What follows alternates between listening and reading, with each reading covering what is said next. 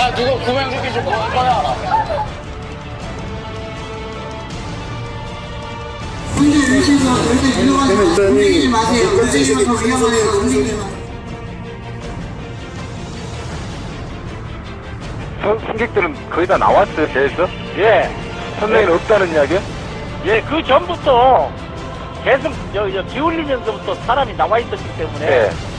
내부 수색은 정확하게 안 했는데 예. 거의 다 나왔어요.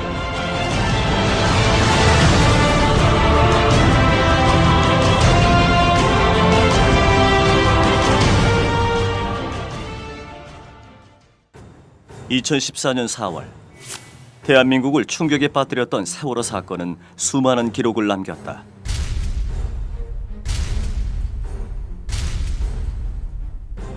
지울 수 없는 아픔의 흔적과 함께 언론사 최대 오보 사건, 해피아이의 존재, 지상 최대 검거 작전의 실패, 국정원 미스테리까지 세월호 사건을 통해 대한민국 총체적 개혁의 필요성이 대두됐지만 결국 정부와 검찰은 그 책임을 선장과 선원, 일부 해경 탓으로 돌리고 있다. 세월호는 왜 침몰했는가? 사고가 왜 참사로 이어졌는가? 과연 어디에서부터 잘못된 것인가? 이 물음에 대한 답을 찾기 위해 세월호가 침몰하던 4월 16일로 돌아가 보자.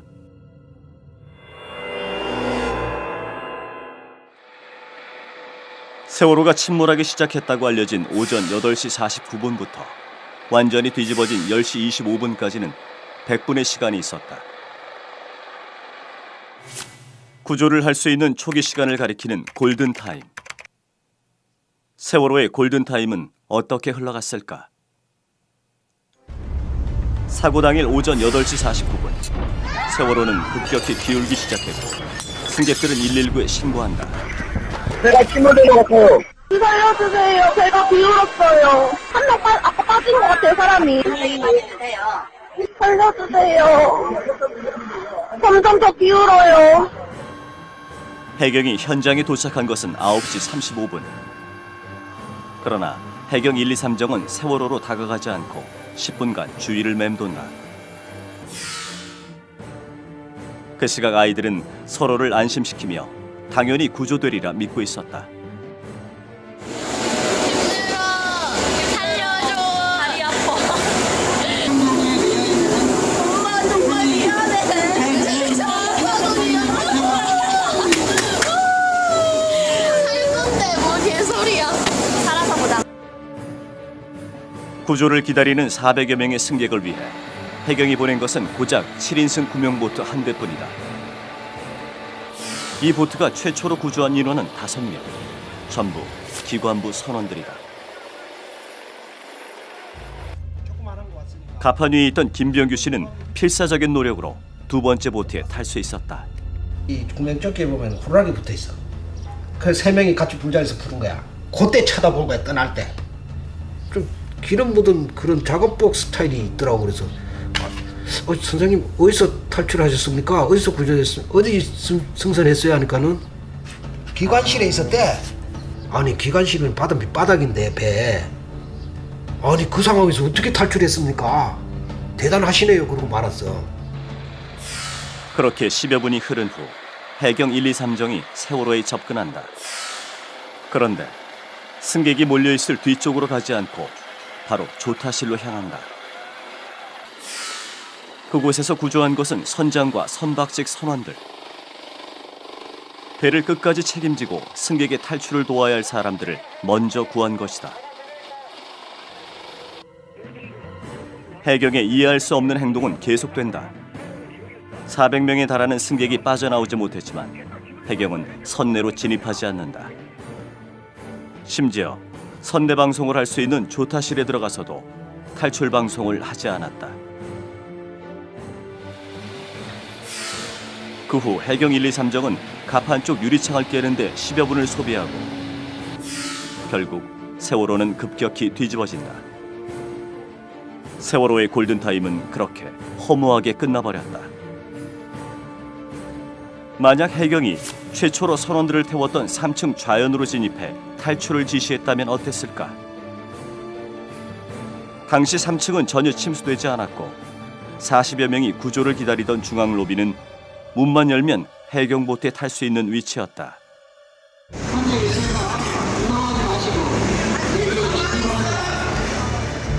중앙 로비거든요, 이쪽이. 아, 여기가요? 네. 말을 안 하잖아요, 지금. 바로 옆에 있었는데. 네.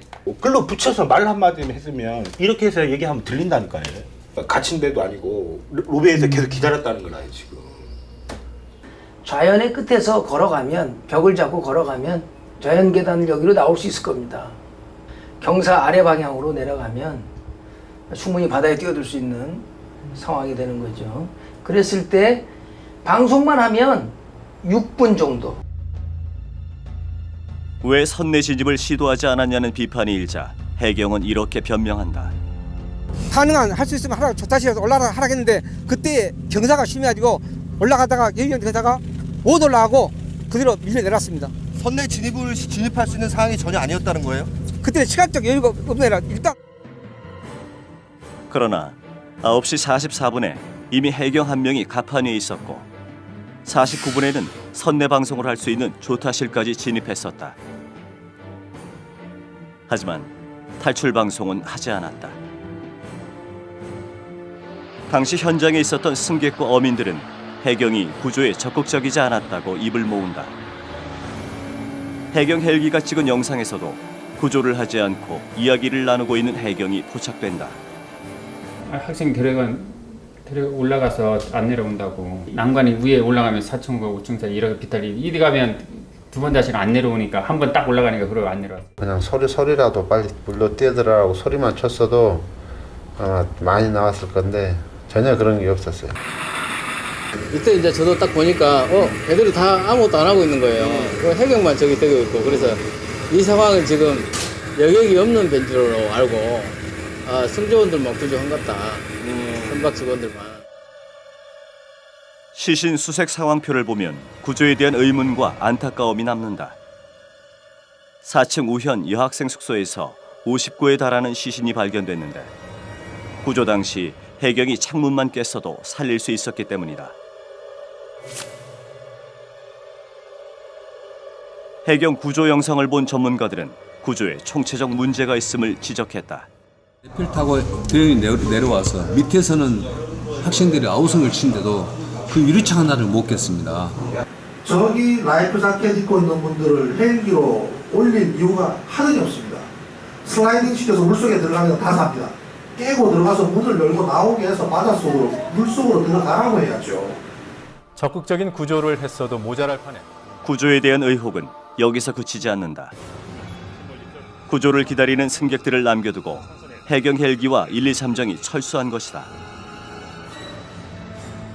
탈출한 승객이 난간에 기다리고 있고 어업 지도선과 어선들이 선미에서 구조 활동을 하고 있지만 헬기와 해경정, 해경 잠수부는 거의 같은 시점에 구조를 멈췄다. 300여 명의 승객이 세월호에 갇혀 있는데도 어떤 이유에서인지 해경은 이들로부터 멀어져 갔다. 재빠르게 대처했다면 승객 전부를 구할 수도 있었던 해경.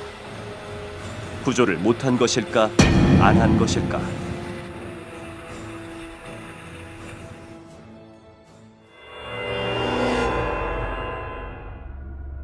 헬기로 구조된 단원고 교감은 진도체육관에서 제자들의 구조를 돕기 위해 최선을 다하고 있었다. 그러나 목포 해경은 이준석 선장보다 교감을 먼저 불러 장시간 참고인 조사를 한다. 정작 수사해야 할 선원은 뒷전인 채 제자를 잃은 교감부터 조사한 것이다. 참고인 조사를 마치고 돌아온 교감은 결국 유서를 남긴 채 스스로 삶을 마감한다. 반면 선장과 선원들에 대한 조사는 매우 더디게 이루어졌다.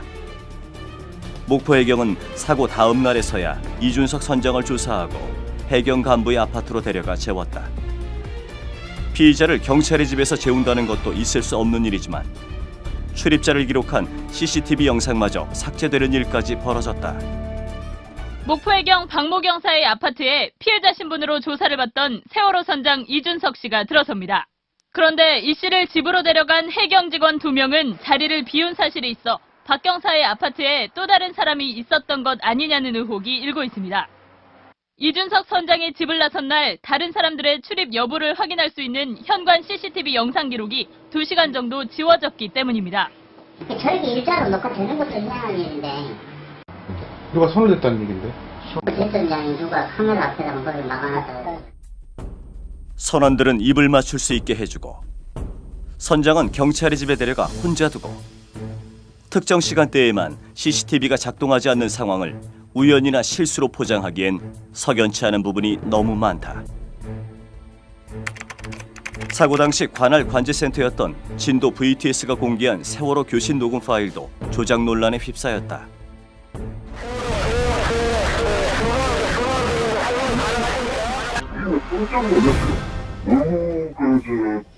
녹음된 상태가 안 좋아가지고요. 원래 이게 VHS라는 거는 펜만 들어있잖아요. 그 주파수하고 그게 동일해요. 그렇기 때문에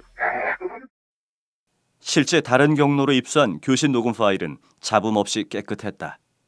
수송원들 지금 그 구조 보트에 다 타고 있습니까?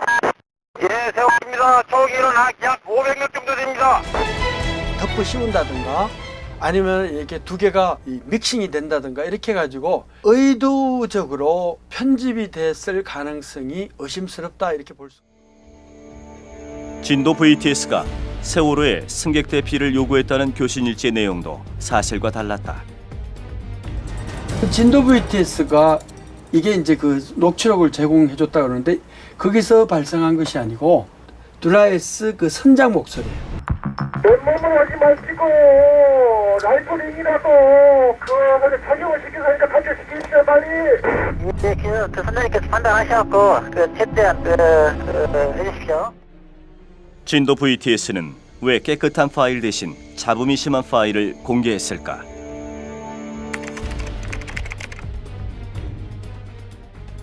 세월호에서 발견된 선원 노트북에는 국정원이 관계된 흔적도 보인다.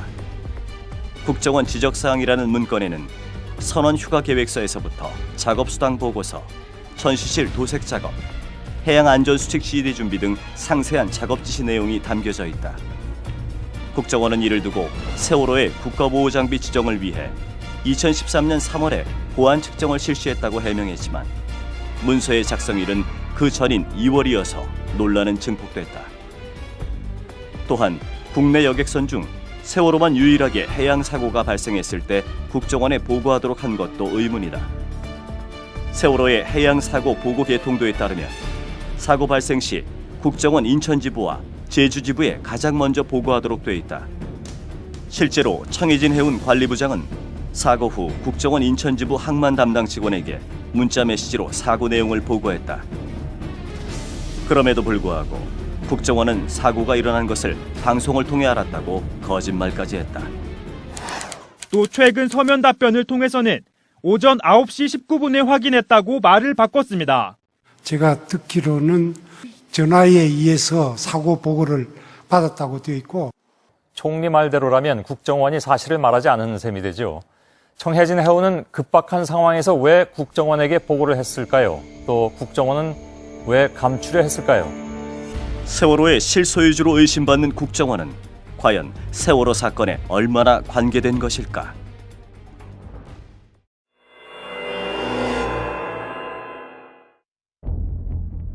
사고 직후 정부는 사고의 원인을 급선에 의한 침몰로 추정하며 듬성듬성 끊긴 항적도를 공개했다. 그러나 고속으로 주행하는 6,000톤급 여객선이 이처럼 급격하게 방향을 바꾸는 것은 불가능하다는 비판이 일자 정부는 수정한 항적도를 내놓는다. 누락된 3분 36초간의 AIS 정보가 복원됐다는 것이다. 그 이후에도 한 차례 더 항적도가 수정됐지만 세월호가 변침할 당시인 오전 8시 48분 44초부터 49분 13초까지 29초간의 기록은 빠져있다. 정부 AIS 시스템을 유지보수하는 업체에서는 이런 경우가 없었다고 말한다. 29초 동안 안 들어오는 경우는 저희가 AIS 기지국을 운영을 해보면서 그런 경우는 없었던 걸로. 사라진 이 29초 동안 무슨 일이 일어난 것일까?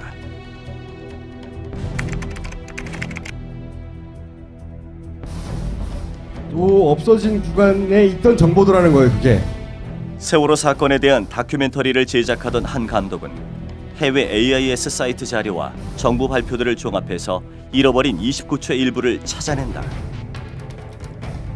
김지영 감독이 분석한 바에 의하면 세월호는 지그재그로 운항하다가 급변침 직전에 좌회전 후 급우회전을 했다. 지그재그 운항은 컨테이너의 고박을 느슨하게 만들고 좌회전 후 우회전을 하면 배가 더 기울어서 쉽게 쓰러진다는 것이다. 세월호는 왜 지그재그로 운항 후 급변침을 했을까?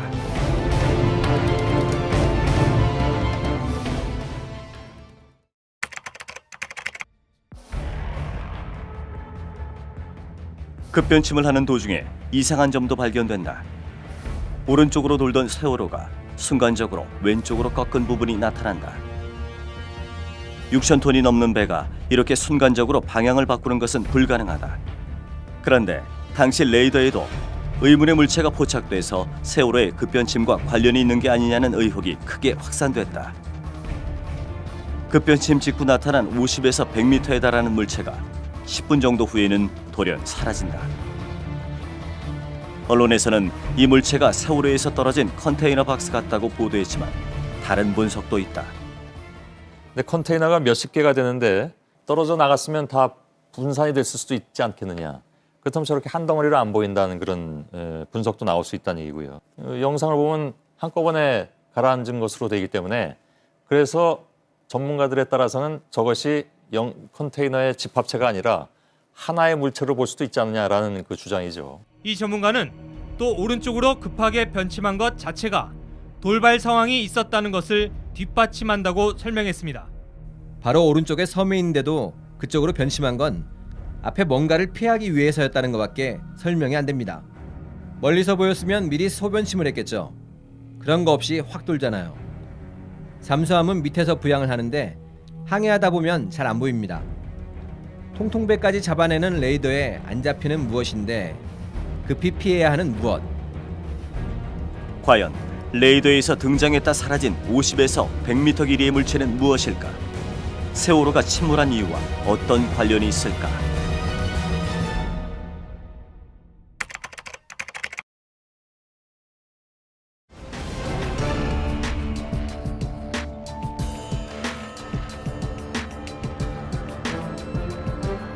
한편 세월호에 이상이 생긴 것은 16일 오전 8시 49분이 아니라 그 전일 수도 있다는 주장도 있다.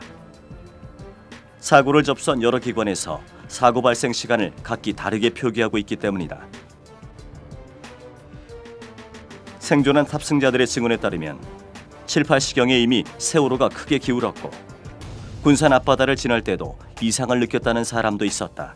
근데 엄마 배가 좀 기울었어 이래요. 8시 몇 분이었어요. 좌측으로 확 넘어갔다가 바로 서더라고요. 쓰레기통하고 캔 커피 이런 통은 저쪽으로 가서 다 나뒹굴어졌어요. 대략 몇 시쯤이었는지 한 밤 뭐 10시, 11시쯤 된 것 같습니까? 변산반도하고 군산 앞바다 그 사이에서 이를 지난다는 걸 알았어요. 사고 이전인 8시경에 청해진 해운에 2번이나 전화를 걸었던 이준석 선장. 청해진 해운 관계자는 평소 이준석 선장이 본사 직원들과 통화를 잘 하지 않는다며 뭔가 할 말이 있는데 하지 않는 듯한 느낌을 받았다고 한다.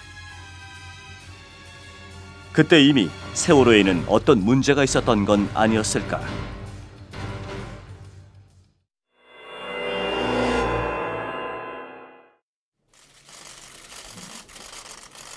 검찰은 지난 10월 6일 세월호 참사의 수사 결과를 발표하면서 세월호 침몰 사유를 밝혔다. 세월호는 선사 측의 무리한 증톤 및 과적으로 인해 보건성이 현저히 악화된 상태에서 운항하던 중 조타수의 조타 미숙으로 인한 대각도 변침으로 배가 자연으로 기울며 제대로 고박되지 않은 화물이 좌측으로 쏠려 보건성을 잃고 침몰하게 된 것으로 파악되었습니다. 그러나 대각도 변침이 조타수의 과실에 의한 것이라고 단정지을 수는 없다. 지그재그로 운항한 이유가 무엇인지, 급하게 방향을 틀어야 할 만큼 급박한 상황이 있었는지 등의 여러 가지 의혹들이 아직도 밝혀지지 않았기 때문이다. 해상사고에서 가장 중요한 단서라고 할 수 있는 항적도와 레이더 영상에 대한 의문조차 해결하지 않은 채 검찰은 조타수의 실수라고 서둘러 단정지어버렸다. 승객 구조 실패의 책임도 현장에 있던 해경 123정 함장에게만 주었다. 대형 여객선의 침몰 현장에 고작 경비정 한 척과 헬기 3대만 투입한 해경은 구조 초기 해군의 투입을 막고 미군의 도움도 거절했다. 수상구조에 특화된 소방본부의 구조 인력조차 방치했다. 현장 책임자에 불과했던 123정 함장이 이러한 결정을 내릴 수 있었을까? 해경의 지휘라인에 있던 어느 누구도 구조 실패에 대한 책임을 지지 않은 채 일선 책임자만 처벌한다는 것은 전형적인 꼬리 자르기식 수사에 불과하다. 검찰의 발표가 비판을 피할 수 없는 이유는 또 있다. 세월호의 실제 소유주나 신경 썼을 법한 사항이 왜 국정원 지적사항으로 기록돼 있었는가 하는 의혹에 대해 검찰은 국정원의 해명을 똑같이 되풀이했다. 국정원 개입설 등은 모두 사실 무근인 것으로 확인되었습니다. 막대한 자금력으로 정관계 인사들에게 로비를 해왔을 것이라고 의심받던 유병헌 로비 의혹도 한간에 이야기되던 골프채 의혹 수준에서 마무리했다. 검찰은 로비는 없었다고 결론을 내렸습니다. 구원파와 김기춘 비서실장의 관계도 의심스러웠지만 이에 대해서는 수사조차 하지 않았다.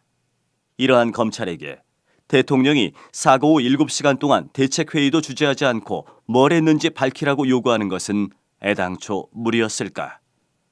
그러니까 대통령께서 어디에 계셨는데 서면 보고를 합니까? 대통령께서 집무실에 계셨습니까? 그 위치에 대해서는 제가 알지 못합니다. 비서실장님이 모르시면 누가 아십니까?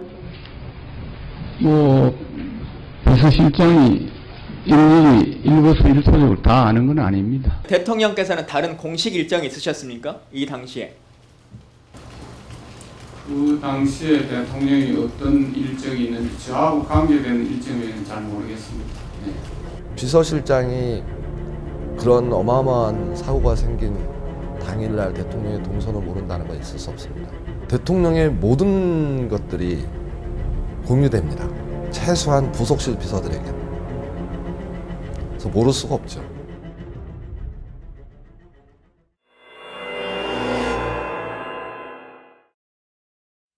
자식과 가족을 잃은 세월호 유가족이 원하는 것은 진실뿐이다.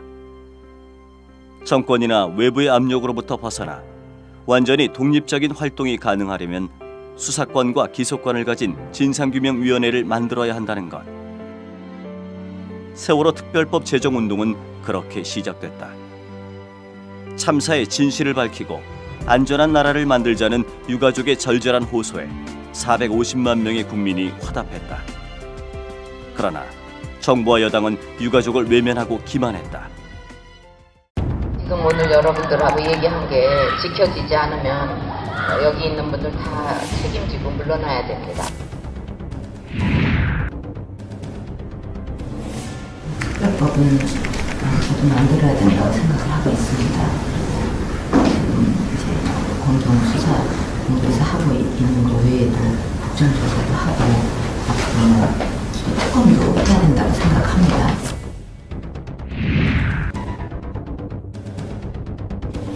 이번 사고에 제대로 대처하지 못한 최종 책임은 대통령인 저에게 있습니다.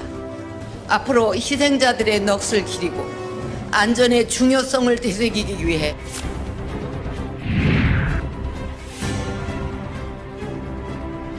일부에서는 대통령이 결단을 하라고 합니다. 하지만 그것은 삼권 분립과 사법 체계의 근간을 흔드는 일로 대통령으로서 할 수 없고 결단을 내릴 사안이 아닌 것입니다. 애초에 그것을 어떤 세월호 유가족 입장에서 진실을 규명하거나 하고 싶은 생각이 전혀 없었다고 저는 생각하고 있습니다.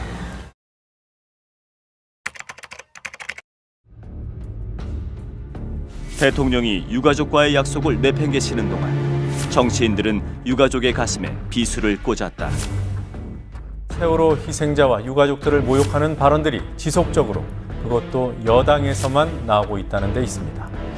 여당 지도부가 입단속을 하는 것처럼 해왔지만 문제의 발언 당사자들 상당수가 지도부거나 지도부급 인사들입니다. 현재 세월호 국정조사 특별위원회를 이끌고 있는 심재철 위원장. 국가 유공자들보다 몇 배 대우를 해달라는 것이 특별법의 주장이다. 사망자 전원을 의사자로 지정해달라고 한다. 이들은 유가족이 제안한 특별법 어디에도 없는 의사자 지정과 대학 특례 입학 등을 거론하며 국민을 분열시키고 선동했다. 우리가 그 배 타고 놀러 가라 그랬어요. 죽으라 그랬어요. 세월호 희생자들의 의사자 지정에 반대하며 다른 의사자들에 대한 모독이라고 목소리를 높였습니다. 급기야 분단 이후 반공을 무기로 공공연한 테러를 일삼아온 서북 청년단이 부활을 예고하기에 이른다. 세월호 노란 깃발 지겹다 이제. 국민들이 다 싫어하는데. 만약 지금 하시면 불법입니다. 안돼 왜 불법입니까? 뭐 다 해야 돼. 안 돼. 복잡한 대한민국 현대사에서 악몽과도 같은 테러 집단으로 규정된 서북 청년단. 당시 주한미군 방첩대 보고서는 이승만과 서북 청년단의 관계를 이렇게 서술했다.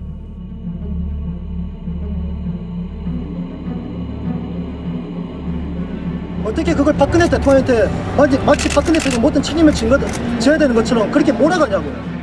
2014년 대한민국에 서북 청년단이 다시 등장한 이유를 알 수 있는 대목이다. 그들은 이제 그만 잊으라 한다. 순수 유가족이 아니거든 가만히 있으라 한다. 그러나 우리는 알고 있다. 세월호의 진실을 밝히지 않는다면 또다시 되풀이된다는 것을. 이 나라 대한민국은 언제 침몰할지 모르는 세월호와 같다는 것을 직감하고 있다. 세월호 사건의 진실은 아직 밝혀지지 않았다. 지금 이 순간에도 세월호 유가족은 왜 사랑하는 가족을 잃어야 했는지 그 이유를 알고 싶어 한다. 내 새끼가 왜 죽은지도 모르는 이 병신 같은 아빠들은, 엄마들은 힘이 없어서 국민들의 힘을 빌어서 왜 죽었는지 알려달라고 서명받으러 다닙니다. 왜 죽었는지 모릅니다. 누구의 잘못으로 그렇게 됐는지도 모르고 무슨 이유 때문에 그렇게 됐는지도 모르고 누가 개입됐는지도 모르고 내 새끼는 죽었는데 책임자는 없습니다. 아들이 보고 싶은데 내 새끼는 죽었고 아무도 없습니다. 왜 안 가르쳐주는지 알려주십시오. 무엇이 두려워서 안 가르쳐주는지, 왜 안 가르쳐주는지, 내 새끼가 왜 죽었는데 왜 안 알려주는데, 내 새끼가 죽었는데 도와주십시오. 약속을 지켜주세요. 가장 중요한 순간에 자기만 살겠다고 도망칠 그들에게 우리의 생명과 안전을 맡길 수 없다. 또 다른 희생자를 만들지 않기 위해, 불안 없는 사회를 만들기 위해 희망의 주문을 외워보자.